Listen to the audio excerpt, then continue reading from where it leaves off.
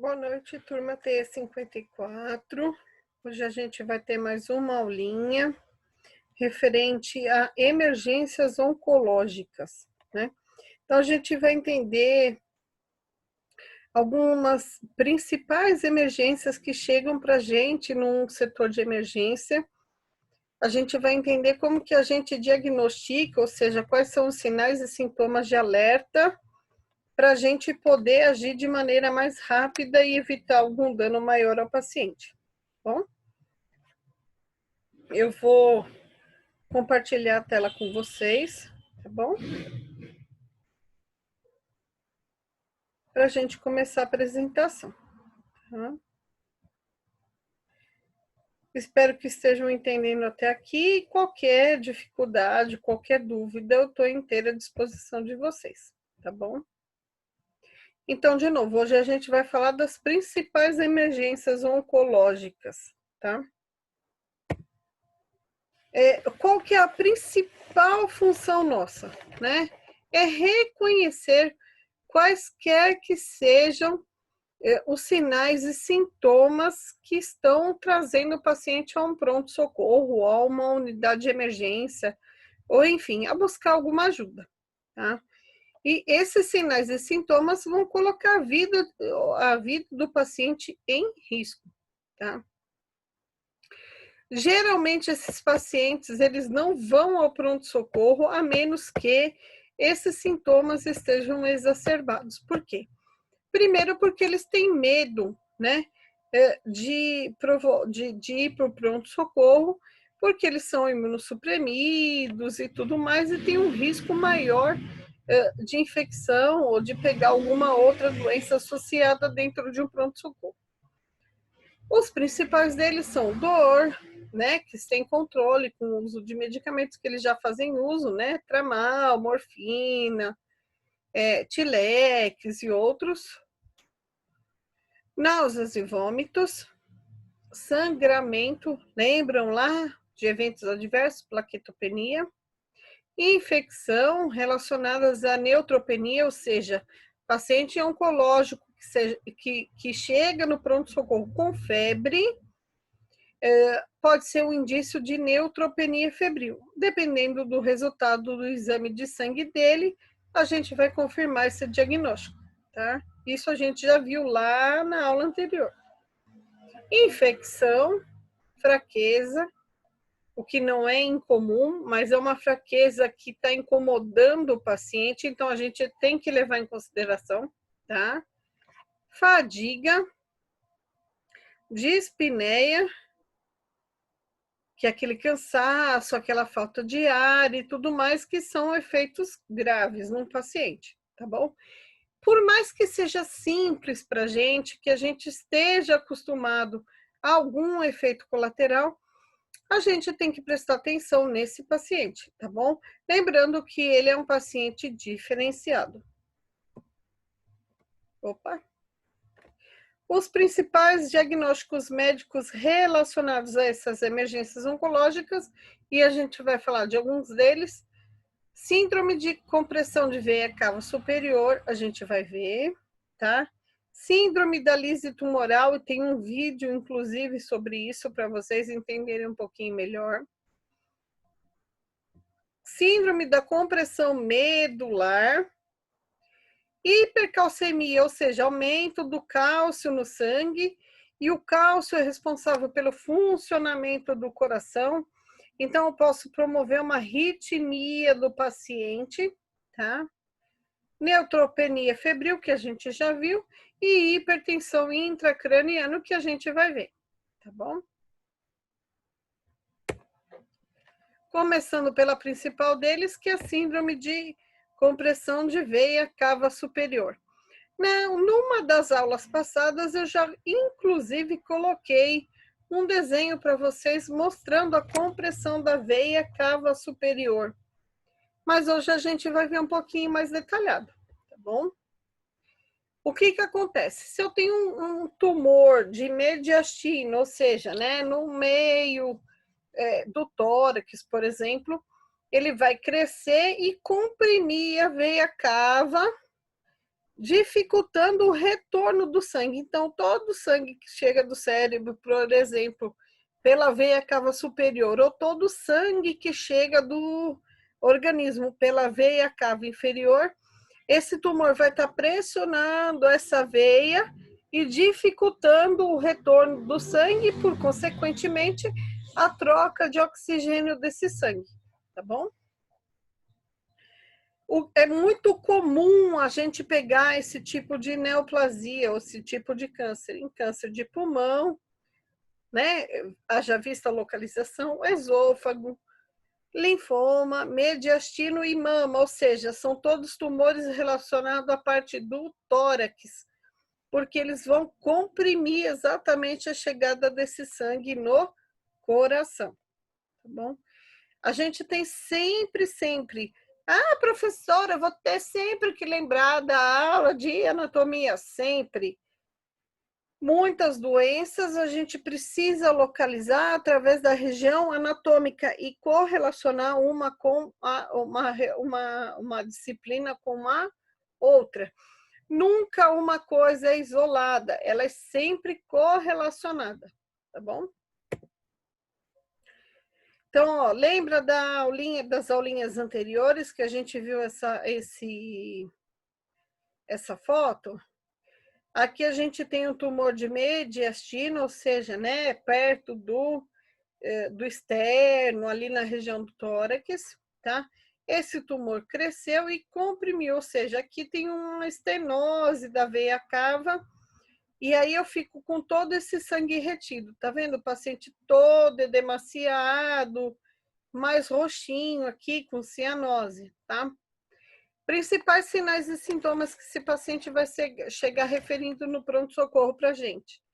Tosse, dispneia, aquele cansaço, aquela falta de ar, aquele uso de musculatura acessória, que por mais que ele não relate uma dispneia, a gente está vendo ele cansado para respirar, tá? Disfagia ou dificuldade de deglutir, né? Disfagia. Cianose central, ou seja, toda essa parte de cabeça, tórax e tronco, toda roxa, né? Edema da metade superior, então, daqui para cima, do pescoço para cima, ele está todo inchado, tá? Essas de veia jugular, então, a gente consegue ver a veia jugular aqui no pescoço, ó, bem presente, tá? Ela aumenta muito, então, por exemplo, o paciente fala para você, nossa, quando eu vou no banheiro para fazer aquela necessidade ou evacuar, parece que essa veia fica muito mais saltada. Então, quanto mais esforço eu faço, mais eu tenho uma êxtase de veia jugular. Taquicardia e cefaleia. Por quê?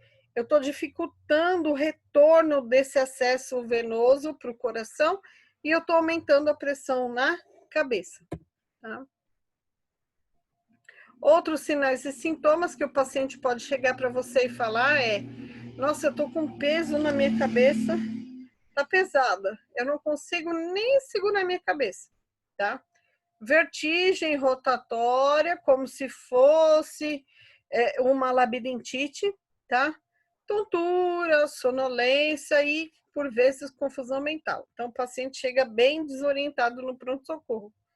E aí a família vai falar para você, nossa, ele começou a agir tão estranho.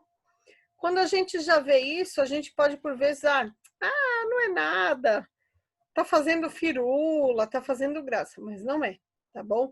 Nenhum sintoma de paciente oncológico a gente pode levar a deixar passar desapercebido, tá bom? E como que eu vou diagnosticar essa compressão de veia cava? Através de exames de imagem. Então, se eu bater um raio-x, né, de face ou de coisa, eu vou poder conseguir visualizar, dependendo dessa compressão, eu consigo visualizar no raio-x. Tomografia, ressonância magnética e ultrassonografia são mais específicas, então eu consigo ver muito melhor essa obstrução ou quanto que está comprimindo a veia cava, tá bom? Isso, o próprio radiologista consegue ver isso muito bem, tá bom? É muito claro no exame de tomografia ou de ressonância magnética essa obstrução, tá? O próprio biomédico consegue já ver na hora aquilo que está acontecendo, tá bom? A diferença é que a gente não pode dar o diagnóstico final, tá? Tratamentos que a gente pode fazer para melhorar a condição desse paciente: o uso de corticoides, ou seja, prednisona ou metilprednisolona, eles vão provocar uma redução do edema, ou seja, tirar esse inchaço que fica na região da face, pescoço, tá? E, por consequente, esses medicamentos, eles funcionam como anti-inflamatórios, tá? Eles vão tirar essa inflamação provocada pelo tumor. Tá? Diuréticos, né? Então, de novo, eu vou melhorar essa questão do retorno venoso e diminuir a pressão nos vasos sanguíneos, ou seja, eu vou deixar esse vaso sanguíneo muito mais frouxo e eu consigo passar o sangue muito mais fácil para o coração, tá? E um outro tratamento que a gente viu na aula, numa das aulas anteriores, que é a radioterapia, ou seja, eu vou diminuir o tamanho desse tumor em específico de mediastino ou de região de tórax. Diminuindo esse tumor, eu diminuo a compressão e, por consequência, todos os efeitos colaterais. Bom, cuidados que a gente tem que ter enquanto equipe de enfermagem: prestar muita atenção na questão da frequência cardíaca e frequência respiratória, que vão estar bem alteradas, tá? Presta atenção no nível de consciência. Então, lembra da confusão mental, tá alterado. Padrão respiratório e perfusão periférica, ou seja, como ele comprime a questão do retorno venoso, eu posso estar bem comprimida e bem complicada na parte da circulação periférica, tá bom? Então tem que prestar atenção se o paciente não está com cianose, de extremidades e tudo mais, tá? Manter via aérea superior pérvia, ou seja, promover uma boa oxigenação e troca de oxigênio para o paciente. Não tá com dificuldade de respirar, usa um catéter de O2, usa uma máscara, depende muito da necessidade da hora e daquilo que o paciente estiver apresentando de saturação, tá bom? Evitar punção e administração de fluidos nos membros superiores, por quê? Como eu estou com uma veia cava comprimida, eu vou estar com uma pressão aumentada sobre esses vasos. Se eu puncionar, o risco de extravasamento ou de perder o acesso é muito maior, tá? Da mesma forma, eu não vou aferir a pressão nos membros superiores, porque a pressão vai dar alterada, tá? Manter decúbito acima de 45 graus, porque tira aquele cansaço do paciente de respirar, e quanto mais alta a cabeça, mais fácil o sangue desce para o coração, tá bom? E eu vou dar oxigênio, óbvio, para esse paciente, se ele tiver com uma dispneia ou com uma baixa saturação, de acordo com aquilo que ele precisar, tá bom? E aí a gente consulta o médico para ver qual que é a melhor alternativa, tá? Tudo bem até aqui? Agora a gente vai ver síndrome da lise tumoral, que inclusive eu vou deixar para vocês como um dos vídeos complementares, tá bom? Quando a gente pensa numa quimioterapia ou numa radioterapia, significa que eu quero o quê? Destruir esse tumor, tá? Mas depende da forma como esse tumor foi destruído, ele pode provocar uma série de reações no organismo que, em vez de provocar o bem, destruindo o tumor, eu estou provocando um mal maior para o meu organismo. E essa síndrome chama-se síndrome da lise tumoral, tá? Por que ela acontece? Porque ela destrói muito, muito, muito rápido esse tumor, tá bom? Eu vou provocar alguns distúrbios hidroeletrolíticos no paciente. Então, hiperfosfatemia, ou seja, eu vou aumentar o fosfato. Hipercalemia, eu vou aumentar o potássio. E lembra lá da aula de anatomia, bomba de sódio e potássio, que é como controla os batimentos do coração. Qualquer alteração, eu vou provocar uma arritmia e eu posso até provocar uma parada cardíaca no paciente, tá bom? Hipocalcemia ou a baixa de cálcio no sangue e insuficiência renal aguda. Então, vamos lá. Ó. Tá aqui o meu tumor, eu tô fazendo a químio ou a radioterapia e eu destruí muitas células ao mesmo tempo. Essas células destruídas vão provocar alteração do potássio, que pode levar a uma arritmia, alteração do fósforo ou uma hiperfosfatemia, que vai provocar uma precipitação de fosfato de cálcio e lesar o rim do paciente, então posso provocar uma lesão renal, tá? E isso pode, inclusive, levar a uma diálise peritoneal ou uma hemodiálise, tá? E eu posso provocar alteração de proteínas ou de ácido úrico, levando a deposição de ácido no interior dos túbulos renais, ou seja, dentro do rim.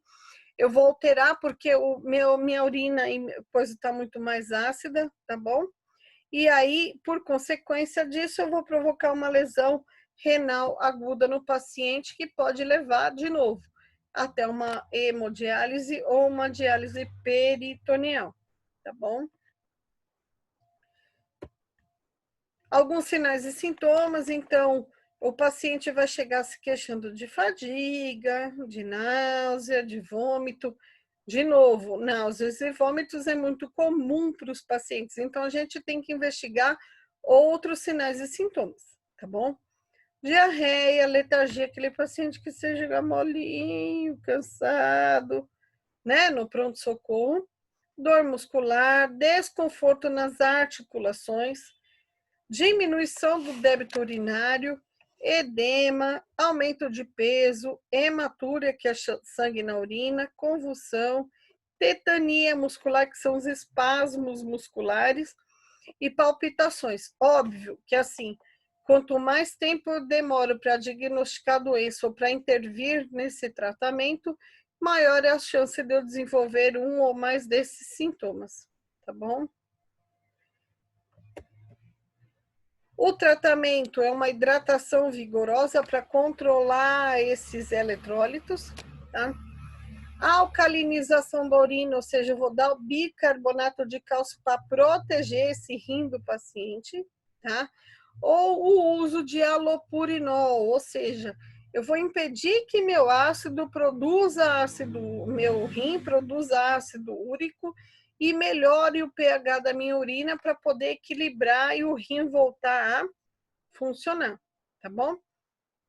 De novo, quais que são os principais cuidados, além da gente reconhecer, inclusive, sinais e sintomas, que por vezes pode passar desapercebido pela equipe médica, mas a gente não pode deixar de considerar. Controle ou aferir sinais vitais, então prestar muita atenção na frequência cardíaca e frequência respiratória. Controle de diurese, então prestar atenção no xixi e no peso do paciente. Controle de pH urinário, ou seja, a urina muda de alcalino ou de acidez para alcalino. E reposição de eletrólitos. Então, bicarbonato, cálcio, sódio, potássio, a gente vai corrigindo isso de acordo com a prescrição médica, tá bom?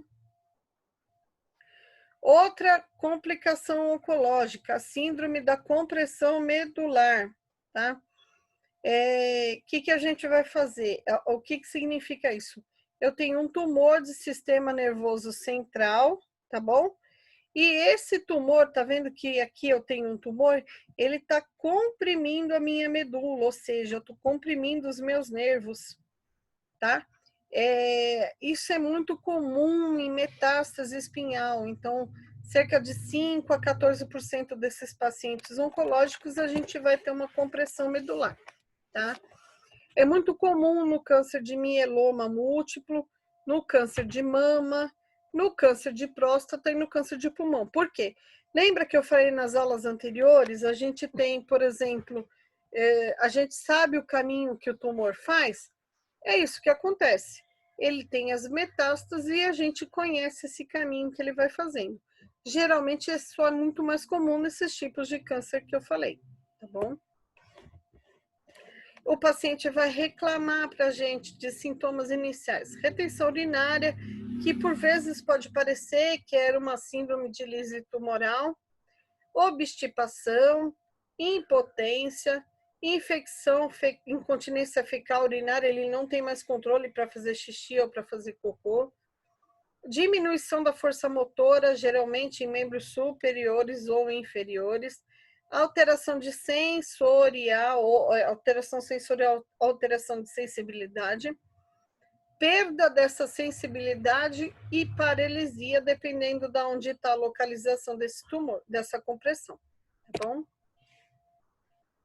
Tratamento é feito com o uso de corticoides, tá? Para diminuir os sintomas, sinais e sintomas e desinchar essa medula, tá? Radioterapia, de novo, eu vou incidir a radiação em cima do tumor, diminuir o tamanho desse tumor, diminuindo a compressão da medula, tá bom? Descompressão cirúrgica, ou seja, eu posso fazer uma cirurgia e tirar parte desse tumor que está comprimindo a medula, e a quimioterapia, tá bom? Para finalizar, a gente tem uma outra emergência oncológica chamada hipertensão intracraniana, tá? É muito comum em câncer de sistema nervoso central, geralmente de cérebro, porque assim, ó, se a gente for pensar, a gente tem um crânio extremamente rígido e já fechado, então qualquer coisa que cresce aqui dentro ou que muda aqui dentro, eu não tenho espaço para o meu cérebro crescer. Então, isso vai provocando um aumento da pressão dentro do crânio, tá? Aumento do líquor, enfim, tá bom? Ocorre entre 25% a 40% das metástases desse tipo de câncer. É muito comum, então, em sistema nervoso central ou câncer de cérebro, por exemplo, a gente ter uma hipertensão intracraniana. Quanto maior o tumor, maior a chance de eu aumentar a minha pressão. Por mais que possa parecer besta, a gente tem uma capacidade limite da pressão dentro do cérebro. E esse aumento pode provocar essa emergência oncológica que a gente tem que intervir antes que complique para o paciente, tá bom?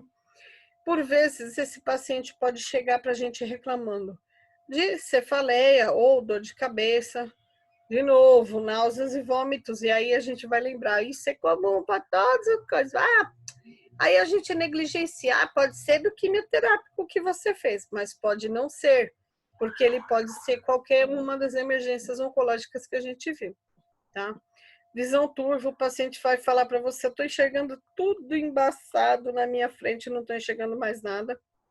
Problemas de equilíbrio, então parece que o paciente está com uma labirintite, né? Ele não consegue se manter reto e andar reto, tá bom? Alterações de personalidade, então, como mexe muito com o sistema nervoso, e por incrível que pareça, se não fosse dentro do nosso cérebro, ele caberia numa caixa d'água de quase meio litro se ele fosse, né, expandido. Isso aqui é uma caixinha de surpresa, então a gente pode ter uma série de efeitos colaterais ou de sinais e sintomas, como um deles é a alteração de personalidade, convulsão, e aí a gente só vai aumentando as consequências e as lesões que a gente está tendo nesse tipo de metástase, tá bom? Sonolência até o coma e pode levar ao óbito o paciente, tá? Então, existe um limite máximo para essa pressão intracraniana, tá bom? Aqui eu trouxe para vocês um exemplo, né, de como isso aqui é uma tomografia ou uma ressonância que a gente consegue ver. Isso aqui é o cérebro de um paciente, né, a linha média, né, e aqui até já está com um pouquinho de desvio, essa linha tem que ser retinha, ela está fazendo uma curva, tá? Que é a linha que separa as duas metades do cérebro.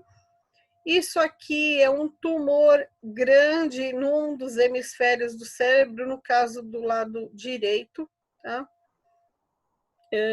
E aí a gente consegue fazer o diagnóstico dessa hipertensão por imagem. E aí a gente vê, ó, a gente não tem espaço para crescer esse cérebro aqui em volta, né? E aí ele já está comprimindo aqui, ó, a parte óssea, ó, do lado direito, ó. Tá vendo? A linha média era para estar aqui nessa linha branquinha, ele já está crescendo e comprimindo as estruturas, tá bom? Como a gente não tem espaço, a gente tem que fazer algumas coisas. Uma delas, a gente depende muito do tratamento, mas primeiro, manter o posicionamento correto da cabeça, controlar esses sinais vitais, principalmente a pressão arterial média ou pressão venosa central. Geralmente, esses pacientes estão na UTI e precisam de um cuidado, de uma atenção melhor, tá? Manejo respiratório, porque quanto mais eu comprimo, e dependendo da área que está comprimida do cérebro, eu posso ter alguma alteração de frequência respiratória e ter uma parada respiratória, tá? Geralmente, esses pacientes ficam entubados no ventilador para a gente ter um controle melhor dessa respiração, tá? Sedação e analgesia, porque ele vai reclamar muito de dor, uma dor deve ser insuportável na cabeça, tá? Controlar essas crises convulsivas, então, digamos que esse paciente, quanto mais o cérebro, o tumor cresce e maior são os efeitos e os eventos dessa hipertensão, eu posso ter uma crise convulsiva e eu preciso controlar antes que isso danifique ainda maior o cérebro. Aquela brincadeira que se faz, tá fritando o cérebro, literalmente o cérebro está sendo fritado cada vez que o paciente tem uma convulsão, tá? Suporte hídrico e nutricional, geralmente o paciente está entubado, em ventilação mecânica, então tem que ter um controle rigoroso da alimentação e da hidratação desse paciente. Drenagem de líquor, então quanto mais vai aumentando, maior é a chance de eu ter uma lesão, então eu tenho que drenar, tirar esse líquido que está sendo produzido em excesso. E uma craniectomia descompressiva, então eu vou fazer uma cirurgia, tirar um pedaço do cérebro, do crânio desse paciente e expor ele para que o cérebro consiga crescer nesse espaço que eu abri e diminuir a pressão intracraniana, tá bom? Eu acho que essa foi a aula de hoje referente a emergências oncológicas, tá bom? A gente está caminhando na nossa disciplina, tá? Eu espero que estejam entendendo, compreendendo. De novo, estou à disposição, tá bom? Eu vou deixar as atividades, o conteúdo dessa aula para que vocês possam estudar um pouco mais, tá bom? A gente se vê na próxima semana. Obrigada. Tchau, tchau.